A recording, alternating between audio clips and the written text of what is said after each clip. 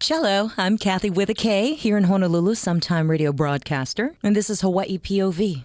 James Coles, DJ James Coles, entrepreneur, family man, man about town, globetrotter. Not lately. All kind.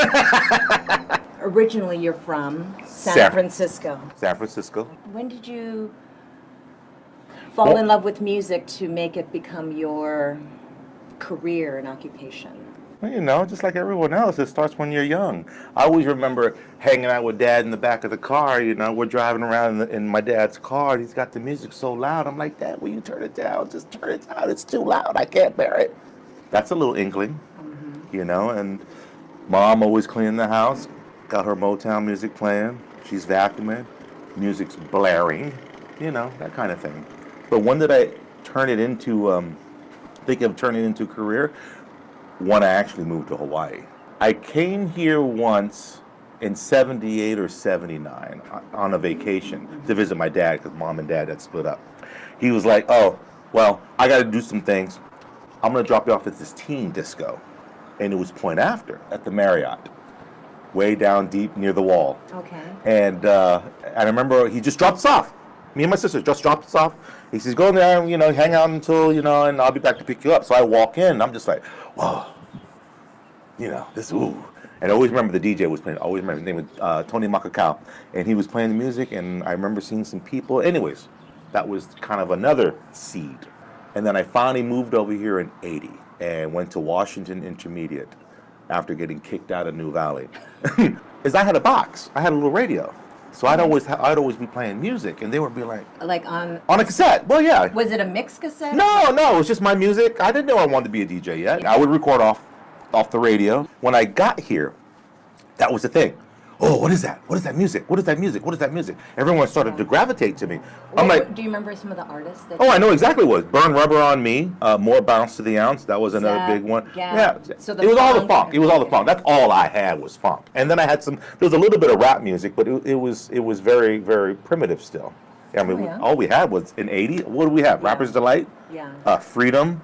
So they started coming to me, and the girls liked it, and the guys thought it was cool. So what I started doing is I started dubbing my tapes. So I would come to school, I'm 13.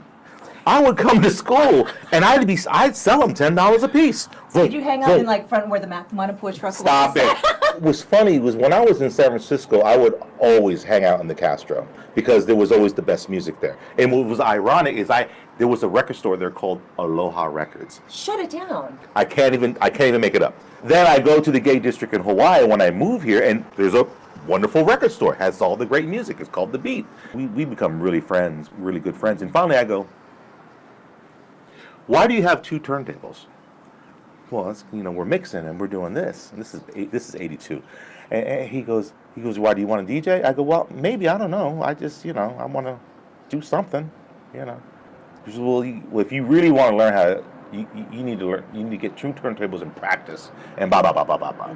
All right, well, pew! I go to Dad, I already know what I want to do. I know I'm going to be a DJ, and I need some turntables, and I need a mixer. You don't have to save no money on some speakers. I already got my box. You know, I'll plug into the box. True daddy fashion. He's like, okay, how much you need? I said, I need about $1,200. He's like, okay, good. Wow. Okay, so you get $600, and I'll match you. The original Kickstarter GoFundMe and campaign. There it is. So what I did, and this is truly the only time I ever had a job in my book. I went to Burger King. I got me a job at Burger King on University that is still there. Had my little net, flipping them burgers. I remember I needed to save $650. But I think I had to work 3 or 4 months, and I quit. Right when I got the $600, I was like, okay, I'm out. Got what I want. Went to Dad. There's my money. He was like, what's that for? I said, you forgot? I said, I need my turntables. He was like, oh, all right. Boom. So I got my turntables and my mixer, and now I'm trying to do it, but I don't know what the hell I'm doing. I have no clue. I'm like, ooh. It doesn't stop. Yeah. Wow, it doesn't stop, but it's going. Now I go back to Kevin. So I got 2 turntables. He goes, so how you doing? I says, I don't know what I'm doing. He goes, well, do you know how to count? I go, 1, 2, 3, 4, 5, 6, 7, 8, 9, 10, 11, 12. He goes, no. You need to learn how to count your phrases. I go, I don't know what the hell are you talking about? He says, listen, everything's in 32s, everything's in 64s. Counts. He says, it doesn't matter what kind of music it is. It could be classical, new wave, dance, hip hop, don't matter. 1, 2, 3, 4, 5, 6, 7, 8. Something's going to change. 1, 2, 3, 4, 5, 6, 7, 8. Something's going to change. But they're all in little phrases. When he told me that, I remember, my mind went completely berserk. I was like, oh my God. And I would listen to every song. I'd turn on the radio. It didn't matter what damn station was. Listen, listen, listen. 1, 2, 3, 4, 5, 6, 7, 8. Change. 1, 2, 3, 4, 5, 6, 7, 8. Change. And it was over. Once I knew my phrases, it was over. Now I knew what it makes. 1, 2, 3, 5, 6, 7, 8. Let it go. Match the beats. And then that was the beginning. 1982.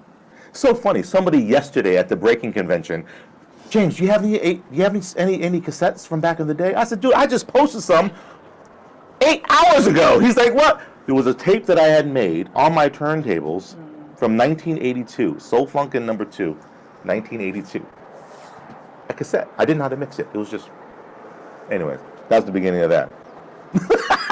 But from wanting to love music and then to want to mix music, what was it about that? Because some people, when they fall in love with music, they just collect it. Some people want to create it, so they take up an instrument or they, sing or just engineer it and find out all those things. You would eventually become a producer, a music producer and remixer. But what was it that made you say, I want to get this song and have them make a never-ending song? And then, to continue that. Yeah. That started after a couple of years of actually DJing. Now, I used to always go to this teen disco called Teen City at Cilly's. Okay. And I'd be the first little guy in line. It'd be like this, sun blaring, and I want to be first inside to let this DJ play these songs. All I want to do is hear them loud. Is that how it used to be? Instead of making a request, it's like, no, I got it. No, I was a little different. I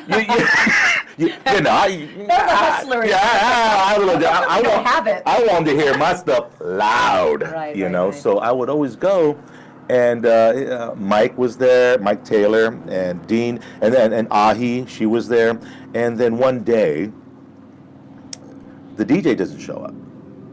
They're like, James, can you DJ? You're always coming here with records. I'm like, well, I'm just practicing. I'm in my bedroom. I got 6 months under me. I don't know. Well, we ain't got nobody. Can you do it? I'm like, okay. So I do it. And it's over. I mean, to play records in your bedroom and get them good, wonderful feelings and all that. Yeah.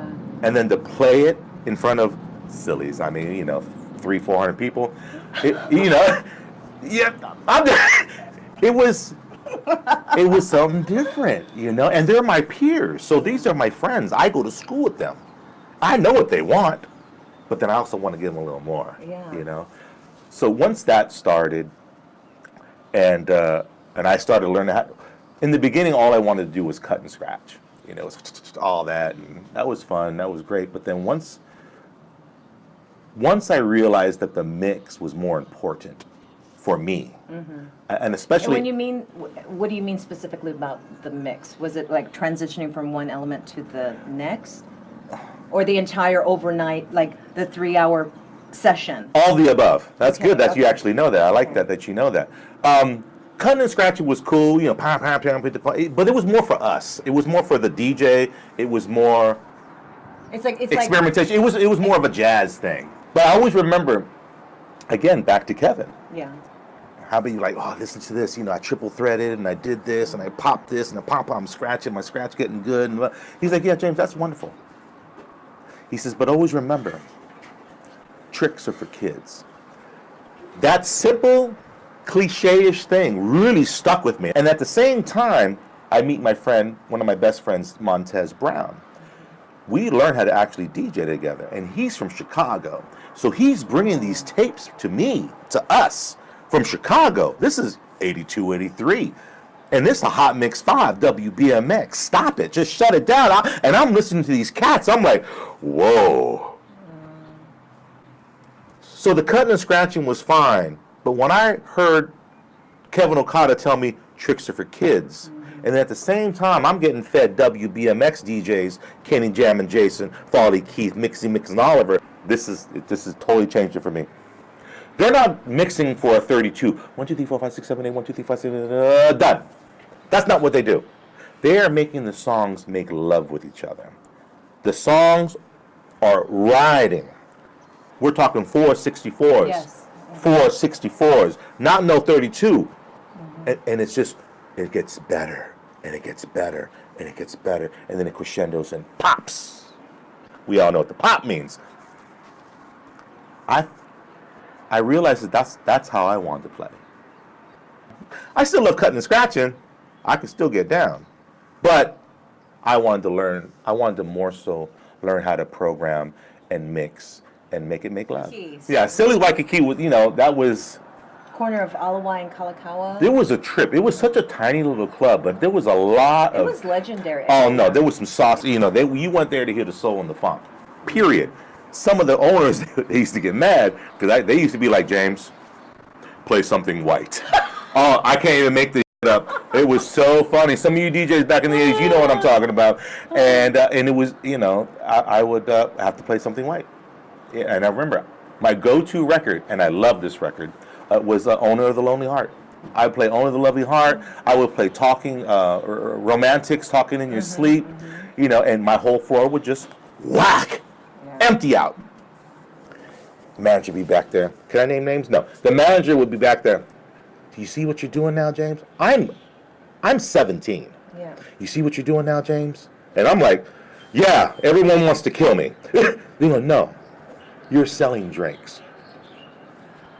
Oh. All right. I get it. Well, how long do I got to sell these drinks? Then they would come back. It was okay, go ahead, do what you got to do. Boom, I go back into some funk, whatever it was, and they would rock it for about an hour. He's like, James, you ain't selling enough no more. I'm like, really? Yeah, I'm like, play some more white music, clear it. I learned how to program. Because when we're in a club, that's what we're doing. Right. It's a business, but yeah, so I don't go so deep inside that, but yeah. Did I even answer that last question? No, that's good because I haven't heard the finer details of who was involved and what inspired you and why people DJ. It's like a lot of times it is about the music and it's like, or it's about being social. The biggest thing for me was I wanted to share. Yeah. I wanted to share and educate. That's the bottom line. Yeah. The bottom line. I mean, even if I didn't know how to mix, I wanted to share. That's cute because some people, when they're turned on to something, they want to keep it a secret. Why do that? Yeah. See, I don't understand that. Especially because of the time that I moved here in 1980, when it was so devoid of soul and funk. How can I move here and you don't know Flashlight? What is that? Damn, really? I'm so sorry. I think you can cry on my shoulder. I mean, it's just bad. So there was so much great music, and I just wanted to share with everybody because nothing bad on radio, but there was only a few radio stations that only played a few songs because they only had so many time slots and all of that. But there was just a plethora of great music. How did you find Beat Records, or how did you find Kevin Okada? Total by accident. You don't even remember the first... I remember exactly the first time I walked in. Okay. All day long. Where was so I'm cruising around. I'm walking around. This is what I do. What neighborhood? Kuhio. Okay. It's in Kuhio. And I'm from San Francisco. Okay, so I'm very familiar with my gay community. Okay, so I would always go through the Castro. So I'm walking around Waikiki all the time at 13, 14 years old. I'm like, oh, well, this is obviously the gay district here. Yeah. Mary's is here. Hula's is right there. I'm going to go in these little nooks and crannies and see what's going on. And it was 80% straight, and then there was a record store. And I was like, oh, shit, there's a record store. I go inside the record store and I walk inside. And it just reminds me, and it oozes Aloha Records from the Castro. Yeah. So I'm looking. I'm thumbing. And I always remember it was Kevin and, oh my God, I should remember his name. I don't. But they were very, very nice. And anyways, I remember my first record that I bought. And it was Atomic Dog, George Clinton, import.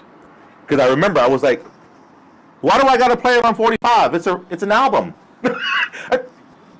Don't worry, it's better. I'm like, what do you mean it's better? Anyways, that was my first record I ever bought from Kevin Okada. What was on the B-side? Was it Instrumental. Yeah, it was an instrumental. And a lot of domestics did not have that instrumental.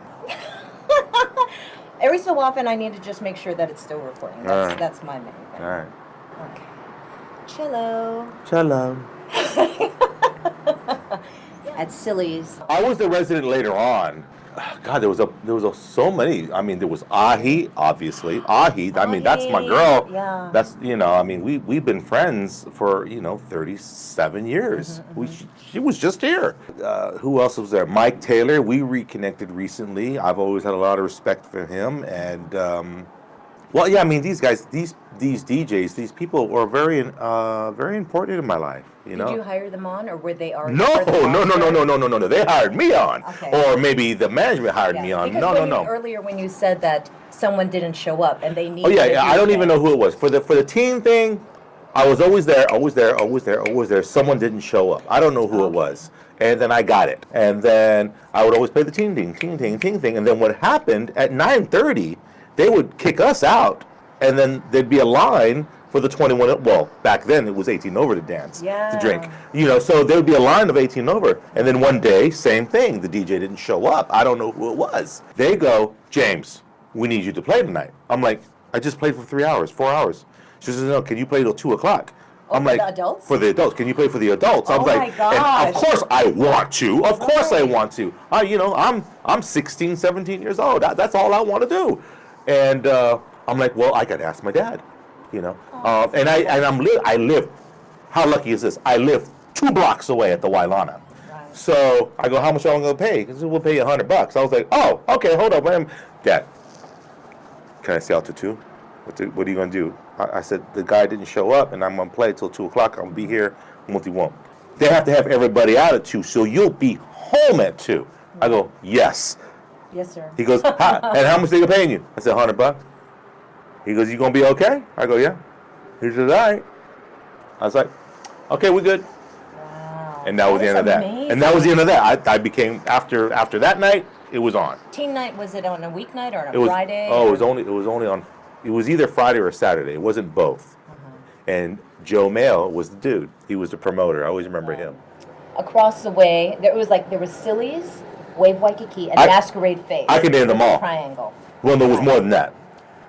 Well, I wasn't able to. Yeah, no. Yeah, there was Cilly's, there was Phase, there was Masquerades, there was. Limelight was later. I remember Limelight was next to. Yeah. Okay, I'll give you that. It was something else. Marrakesh. Oh, okay. Marrakesh, and then there was the Wave, and then there was Pink Cadillac. I mean, it was just this triangle. It was crazy, and it was cool. All of them. There were standalone clubs, and all of them were off the chain. Yeah. Again, drinking age was 18. When the drinking age changed, everything changed. But anyway, so. How long, when you were at Cilly's, was that was your main? Were you able to stray? Spin it? Oh, yeah. I strayed all over the place. I like to tell everybody that I played just about every club. I didn't get to play at Spats. That kind of upset me because that was like, to me, Spats was like, oh, it was like the golden grail, that was like it. Where was Spats located? Spats was at the Hyatt Regency. I mean, and what I used to do, what Montez Brown and myself used to do while we were learning how to DJ in '82.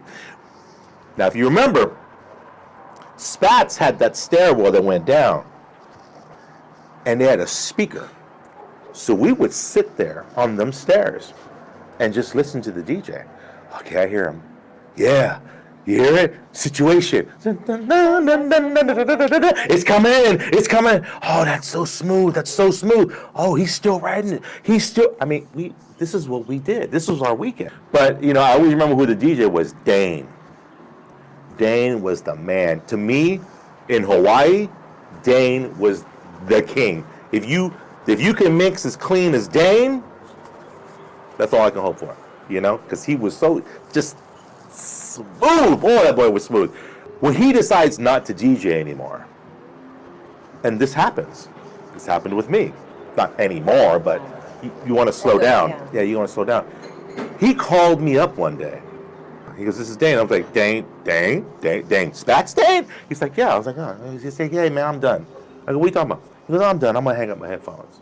I was like, oh, shit, okay, well, I'm sorry to hear that, man. He goes, no, I had a great run, It's time for me to move on, and I got to do some things. I'm like, okay, well, why are you calling me? He's like, well, there's only a few cats that I think would appreciate my record collection. And I'm like, and I start shaking because I don't know where this is going, but I start to shake. And he's like, well, if you want some of my records, I need to get rid of them. And I live in Kailua, so why don't you come over here? And I'm like, where do you live? Click. I'm gone. I don't know. I don't have that much money. I don't know how much he's going to sell them for me.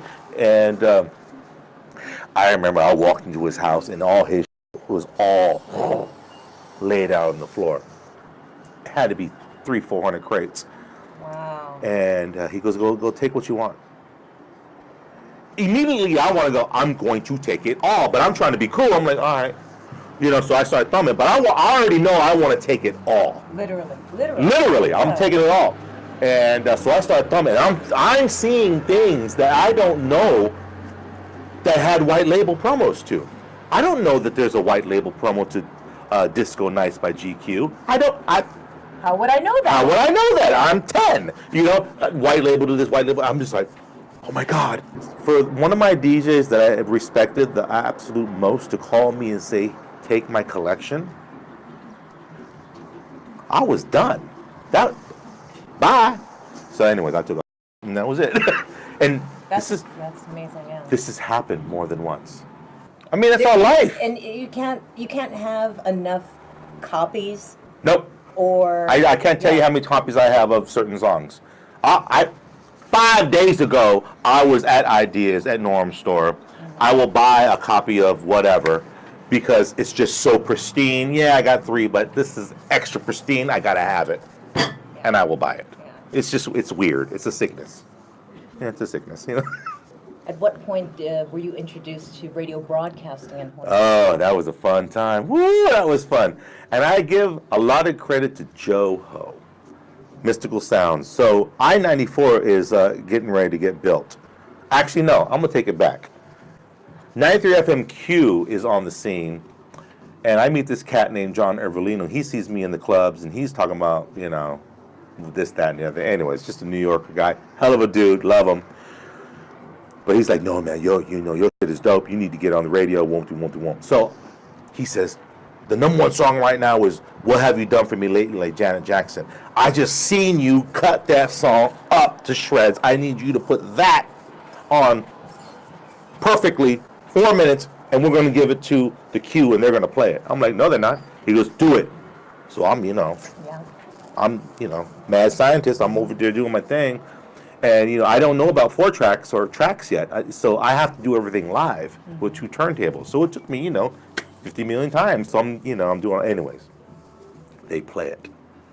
And to hear the first time, to hear your edit, mix, whatever, your song, whatever, on the radio, is crazy. Yeah, I die. I still die. I'm 50. If I hear my number, I still start tripping out. Anyway, so they got the thing on the radio, and then they asked for more. They wanted Rock Me Amadeus and some other tracks, and that was all. Rest in peace, Kimo Akane. He was the program director then. He's the one who gave me my first shot to have anything on the radio. Mm-hmm.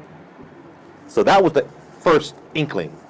So I-94 comes out on the scene, and I think I'm gone actually. I worked on the cruise ship, so there's these little gaps. Mm-hmm. But when I finally get off, and I finally have some time, I get the call. Joe's like, "Yo, man, you need to be the music director for this new radio station. It's I-94, Alan Odo, this, that, and the other thing, and blah, blah, blah, blah. You need to be the dude." I was like, "Nah, I don't know nothing about being no damn music director, man." He goes, No, you got this. So me and Alan meet, and it's, we good. We boys. So I start doing the music director thing, and that was my first 9 to 5. I had to be at work at 9. I went outside. I was like, damn, it's bright. Wow, there's a lot of folk out here. You know what? There's more folk awake now than at 2 o'clock in the morning. Yeah. I didn't know. My whole life was at night. Slacks and aloha shirts. Yeah, man. Wow. No, boy. That's exactly what it was. It still is. So what happens when I get interested about the production? Yeah. So I remember listening to the cat doing, I-94, whatever the hell it was. The sweepers. And the sweepers and and I'm listening to this guy, and I'm the music director, so I'm kind of like one of the dudes. I can kind of hang out, and you can't tell me to go, And I'm like, listen, I will smoke this dude. In my brain, this is the DJ thing. I'm like, I will smoke this dude. He's not even doing it on beat. He's not doing it on time. He's not doing it. No discredit to him, but I'm a DJ. I'm gonna make this shit do something else. And now I'm starting to learn about production. So I got my ASR 10, my sampler. I got drum machines and all of that. So one day I asked Alan. I said, man, why don't you give me that voice? He said, what are you talking about? I said, I want to do the imaging. He goes, you think you can do better? I says, no, I know I can do better. He's like, okay, we'll go. Impress me. I always remember he said that. What year was this? Do you remember? God, 91, 92. So I go home. I'm so excited because I got this big voice dude. I think it was Mitch Craig at the time or Bumper Morgan. And I only knew Bumper Morgan by my sweeper. He used to say, James Cole's in the mid. And I was just like, they said my name. Said my name. Yeah, I was just, so when the dude gave me his voice, I was like, 94. Four. I'm like, I'm gonna hurt all this. So I do that, and the rest is history. I was just like, oh my God, this is it. I love this. I think I made the longest sweeper ever. It was like a 30-second sweeper. That's what I'm doing. I'm doing 3-minute promos. Because it sounds that good. Yeah. But yeah. It was good times. That's Maharaja. Maharaja changed everything for me. Because when I got fired from Cilly's in '89, for the maybe third time, but in '89 when I finally got fired there, I really thought my life, my career was over. Because the GM at the time was like, James, as I'm walking out, you're never going to work in this town again. I'm going to blackball your name. Won't you. I don't know, 24 hours later, I walk into Maharaja. Yeah. They haven't even been open for 6 months. Peter Dietrich, it's my dude. Peter D was like, I've been looking for you. Do you want a gig? I go, yeah. I walk in the booth right there and then. So the Maharaja changed everything for me because Cilly's was wonderful, but it was 300 people, packed. And trust, I ain't never walked into Maharaja. I didn't care. And it was, it's 2,000 people, glitz, glamour. I mean, just the Waikiki Trade Center. Waikiki Trade Center. It was. Everybody knows it was the best. It was the best club on the island for a decade at least. What changed for me? Because now at this time, I'm starting to love house music. So house music is, the birth of house music is around 86, 87. I was trying to feed Cilly's house music. I was really good at partying the seas. They were not hearing it. But I go to Maharaja. They're more international, and there's a lot of Japanese, and they're international. More receptive. Way more receptive. So now I can play in sets. I play Strike It Up. These people went out their damn mind. I play some Black Box. They would cry on the dance floor. I mean, it was crazy. And then some of the locals, because they were in a good environment, seen it and heard it in a good environment, they started to like it a little bit. Not all of them, but some of them. So I got to play massive house sets and techno sets at Maharaja, and then I would flip it to sell drinks to the other crowd and play the hip hop and R&B. I was at Maharaja from '89 to probably '96, and I remember I had to give it up, and I gave it to Richie Aki. I was trying to be more radio dude, I was trying to be more radio dude and be that 9 to 5 guy. What about being on the radio, being a personality? Oh, as far as James Cole's, that didn't start till way late. When you're DJ James Cole's, when you went on a flyer or anything like that, was it James Cole's or DJ Cole? Ultimate beginning. I think I went by Jamming James Okay. I actually had a shirt that said Jamming J in gold glitter. Oh. And then I think there was James King Cut Coles. My baby. Yeah, there was all these names. And then thinking about what Kevin said. Kevin Okada saying tricks are for kids. For kids. So I said, you know what? I don't need to have DJ in front of my name. I'm just going to go by James Coles. Mm-hmm. That's who I am. And then that's it. I'm done. And I knew that. God, maybe by the time I was on the radio every day, so that's, I-94, so that's 90s, in the 90s, early 90s. I was just James Coles. It was, in the mix with James Cole, whatever. Were you just personality? No. It was a typical start. You start off as a DJ in your bedroom. Mm-hmm. Then you might get a slot on the radio, at mixing, and then you get a residency mixing every day at 5 or every day at a certain time, and then then you start to produce, either with radio or on your own, and then you start branching out in promos and concerts and things like that. And to me, it's typical because so many cats have done it. So there's a certain formula. There's a certain thing that everybody kind of goes through, and you either love it or you don't, and you roll with it or you don't.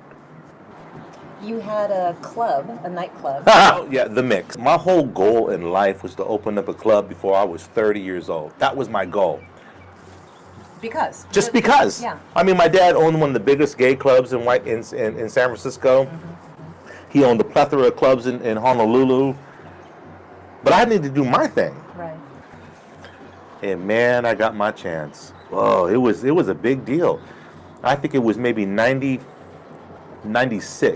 Now, I-94 is king of the hill. Mm-hmm. Granted, there's no competition, but we're the king of the hill, and we're changing lives and we're exposing great music and all of that.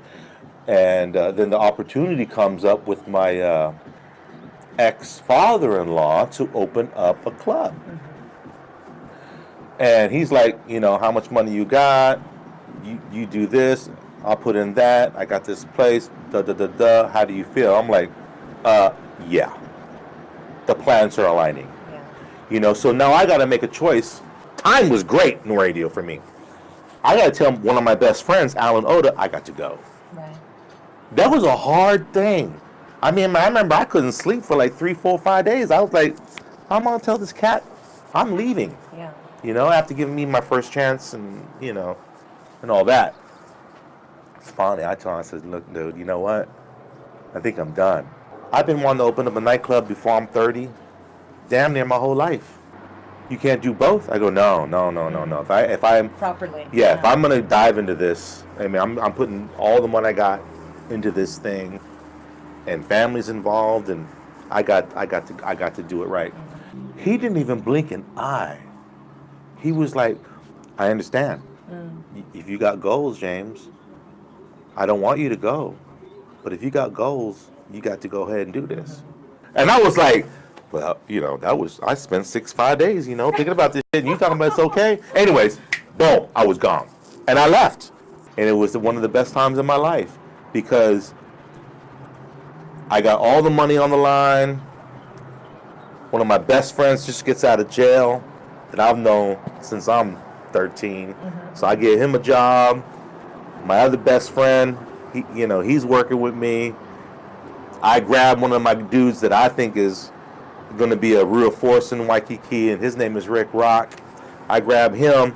We don't know each other too long. We might have known each other maybe about a year, but I love his hustle. So, I bring him in to be the marketing director, and we go.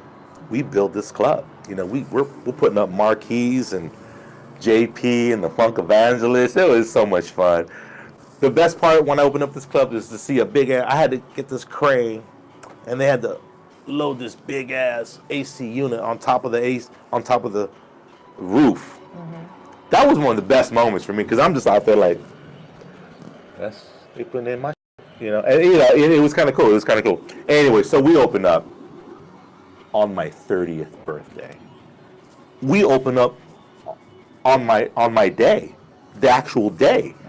I'm just like, it's surreal. I got my two best friends, open up the club, it's banging, and that's the good part. Yeah. You know, and then there was a lot of bad part, you know, and that's, you know, that's life, you know. So I'm glad it was short-lived though, because you know, and this is what's the bad part is what spawned the DJ school, you know, because everybody wanted to be a DJ. But, you know, you got to be a DJ for all the right reasons, not for all the wrong reasons. And there's a lot of wrong reasons. Made more money than I've ever made monthly, you know. Satisfying with the music because we had different nights. We had an alternative night. We had a house night because I'm a house head. And then we had our top 40 hip-hop and R&B night and all that. It was great. It was great. Not even a year and a half into it, Victoria Ward walks in with her lawyers and is like, you are done. I'm like, what do you mean? We're going to demolish all of this. Yeah, you're right. What am I going to do? I'm not going to fight you. You know, so we, you know, we're done. We close. Now, you know, I think there's a big building there now with, I forget what restaurant in there. And then right across the street, we have the Ward Theaters now. All that was not there when I was there. And it was wonderful. Anyway, so we left. I took my bags of money, and we were gone.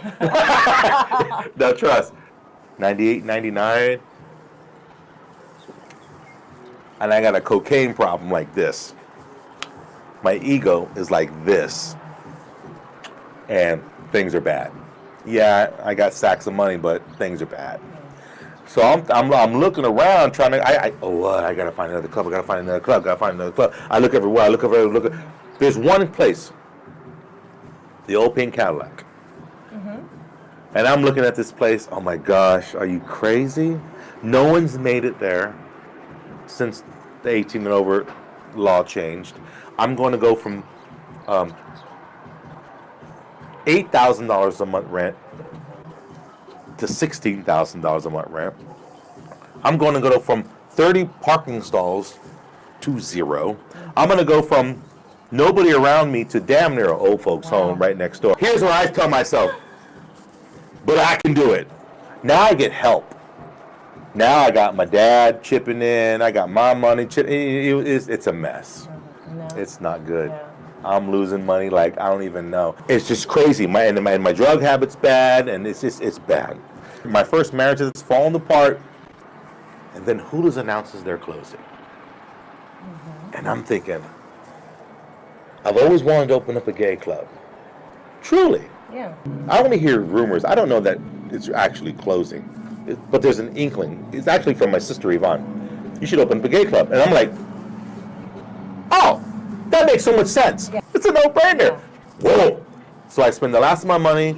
I'll upgrade the club. We open up with Funky Green Dogs, and we're a success. Then it's official. Hooters announces they're closing. And I'm thinking, I'm the man. Ooh, I'm the man. Because Hooters going to close, and I'm going to be the man. This is what I'm thinking. Yes. So Hooters closes. So I'm thinking, this is it.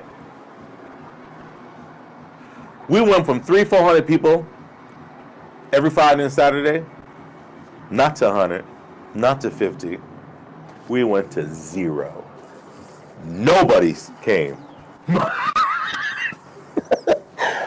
It was a bad day, and it was a bad month. I don't know the reason till I'm done. Okay. So things are going down. It's over. It's over. I'm broke. I'm a cocaine addict. I got problems. Marriage is over. My cat's dead. I mean, life is not good. Yeah. I'm 32 years old. Yeah. I went from going pop to pop like that. And that's what life does. Anyways, so I'm done. There's a lot of things that went on, but I'm not going to get into all that. So I'm out. I'm single. I'm out.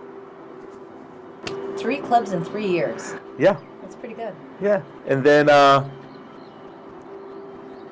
I start to rebuild. And then I realize what happened. What happened? It's so easy. It's so simple. It's so in your face. If anybody knows about the gay community, in Hawaii especially, it is small and it is mighty. And it is very, very, what's the word I'm looking for? Loyal? Extremely. Extremely loyal. Extremely. And so when it happened, if you know anything about Hula's nightclub, original, that's world renowned. Legend, world renowned, you can't get anymore. I mean, I went there, I played there, it's just it. So when everybody realized that they had 6 months of Hula's Bar and Lounge underneath the banyan tree, they went every night. Yeah. I didn't know that at the time, and I died. The club died. I am still here. I did not die, but the club died. I was done. Thank God. You know, in hindsight, that's exactly what needed to happen for me. But now that I know what had happened, yeah, it makes sense. It makes sense. It wasn't my time. That was something bigger, you know? And the whole club thing for me, I needed to get it out of me. I got it. Am I done? No. I'll dabble here and there, but to own a club, You hear music, you love it, you want to share it. There's nothing you'd want to just keep to yourself, because if you're down with it, everyone should be exposed to it. United DJs, the company, it's a mobile unit, and it's also a space, was teaching first and foremost. well, that's how it all started. In 2003, when actually Maharaja closes down, I'm at radio. I'm in radio full time. I'm not there when it closes down, but it's done. Zanzibar emerges, and they call me to come back. I'm like, I don't know about all this, man, you know. I try to have one foot in the nightclub scene, but, you know, I got 2 kids, you know, and by 2003, I got to tell Zanzibar, I'm out. I can't, you know, I got to raise these little babies, and bye, basically. When I leave, and I'm this radio dude, I'm watching TV. I might have been out to sing for maybe a year or 2. Jack in the Box has DJ stuff. And McDonald's got DJ things. And Toys R Us got DJ things. And I'm just like, when did DJing become, you know, commercial and all of this? Oh my God. You know, everybody wants to be a DJ now. They need to go into being the DJ to be for the right reason. And all of that. That's when musical youth came into my brain. And that became, I wanted to have this nonprofit after school program, and I want to teach teenagers some DJ and everything that came with DJing for free. So I wanted to learn how to be a DJ. I wanted to learn how to be a radio DJ. I wanted to learn how to throw parties. I wanted to learn how to record company. I mean, you know, the business, all of it. Yeah. Everything that I learned along the way. Oh, that was a great time. So many DJs right now that are playing outside right here, right now, are from my school, and it's one of the proudest. It's a good feeling. It's a great feeling. While we're doing the musical youth thing, I started to think about what's the absolute best thing for a young DJ to get their chops on. That's mobile DJing, because you never know what you're going to have. Yeah. You can have this wedding or this teen party or whatever. You don't know what the crowd's going to be. So you kind of constantly think about how to program. Yeah. And to me, that's the best. So I never worked mobile. I just thought I was so above mobiles. Yeah. I mean, I worked for Joe Ho for maybe a couple of months when things were bad. Thank you, Joe. It was really, really good.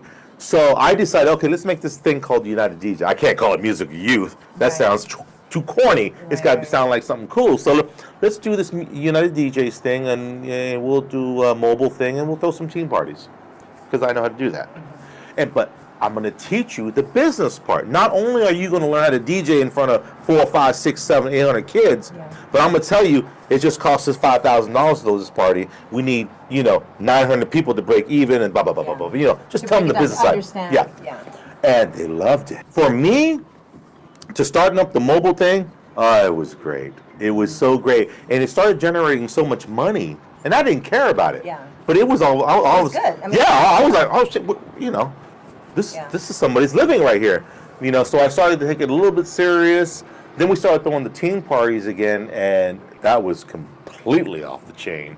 I mean, from 2004, and there was pockets, but the teen parties were great because from the United DJs musical youth thing, they would learn how to DJ and learn how to produce parties. Then they got to go to these sugar parties or whatever we called them at the time. They would play in front of their peers. They would see that we just made 10 grand. There it is. You can do exactly the same. It's easy when you know, but it's a whole lot of work. Mm-hmm. It's, you know, you got to have that grind. Most people don't have the grind. Yeah. You know, well, that's too much work. United DJs continues. Yeah. We're in December 2017. I think. Yeah, no, United DJs, I'm not teaching right now. I have a few, what do they call them? Instructors? No. Students? Something like that. I have a few. Disciples? But it's not like it was. I'm 50 now, and I'm trying to go into some other avenues. Still doing it as a mobile company, but as far as teaching and all of that, not really. Will I go back to it? Not sure. We'll see how it all goes. I'm right now at 50. I'm in this little strange little area right now, and I'm just. I'm excited. Musically, what is exciting to you that's happening now? 2017 going into 2018. Not because much. With the Serato, there's so much a thumb drive or a flash drive rather than really? You want to go about that? frames. Oh, people used to talk about this all the time. What about now? I mean, I like that there's a little bit of both now. There's a return to bringing some vinyl out or, Yeah, I see it. How am I going to break this down? A lot of people used to get mad at me when I used to start teaching to DJ. And what I used to always say was, if you're worried about me teaching someone how to DJ, you personally need to hang up your headphones. Because the young generation is coming with me or without me. Yeah. So you should thank me. Yeah.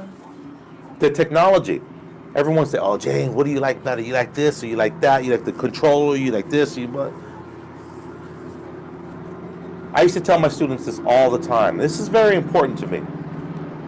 Why would you want to limit yourself to paint? If we're artists and we like to draw it up, why would you want to limit yourself to 2 brushes? Meaning 2 turntables and a mixer. That's 2 brushes. We got controllers, we got 4 tracks, 8 tracks, digital disc, digital workstations. These are all more brushes for our art.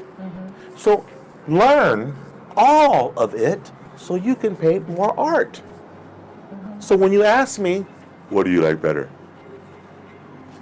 Learn it all. Yeah. Granted, I like my 2 turntables the best, but you have to learn it all. Yeah.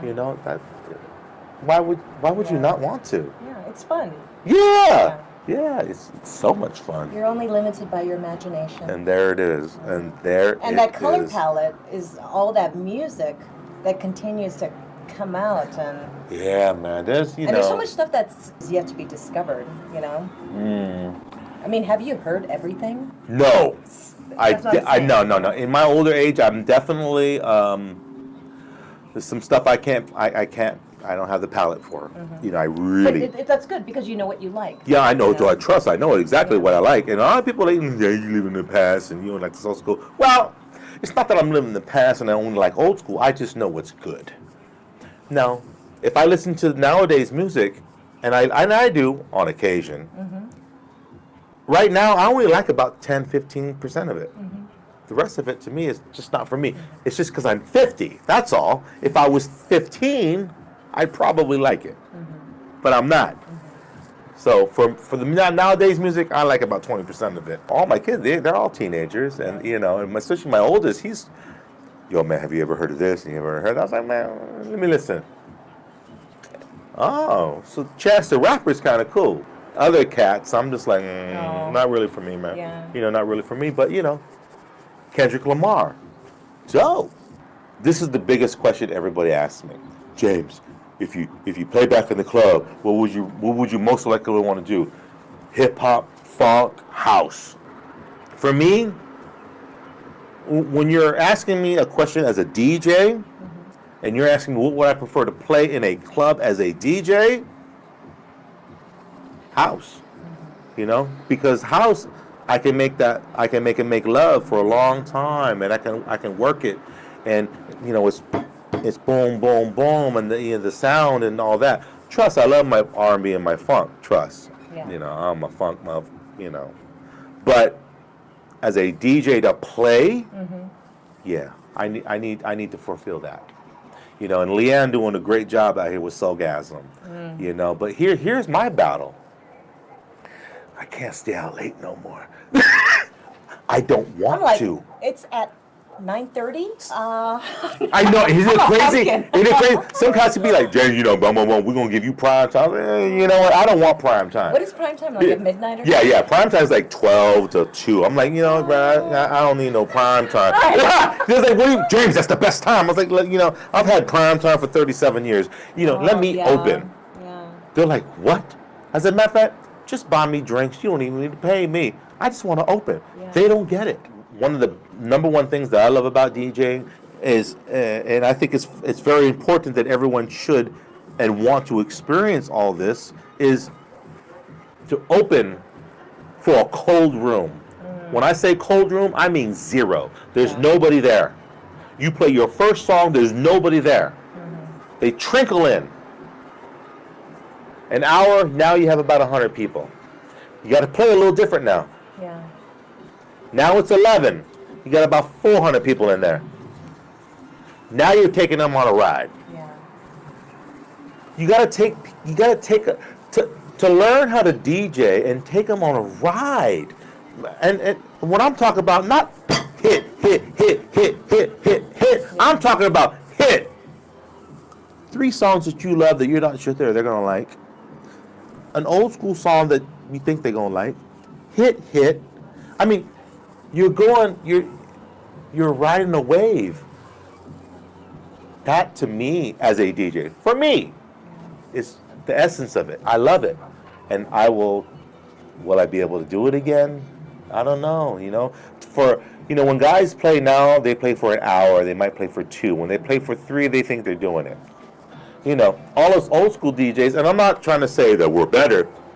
All I'm saying is, us old school DJs, we would work 6-7 days a week for 8 hours a day.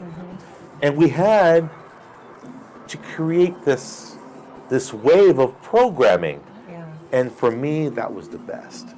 Of course, I can go into any situation right now, DJ Ego now. I can go into any situation right now and play all the freaking hits of whatever genre for an hour and walk away. Yeah. Of course I can. Yeah. Most can. Yeah. Play for 8 hours and rock it. That's some other shit. And if you are true to yourself as wanting to be that DJ, you will want to work for those 8 hours and experience that to know that that's what you want to do. But that'd be scary. If you never know, yeah, you never know. You never know. What are you gonna do? What is it? Ignorance is bliss. That was a little too harsh. But go on. That's good. We can Uh-oh. finish it there. Big O got the beats. Did you pause it? Renee's. Yeah, she don't play. That's my baby.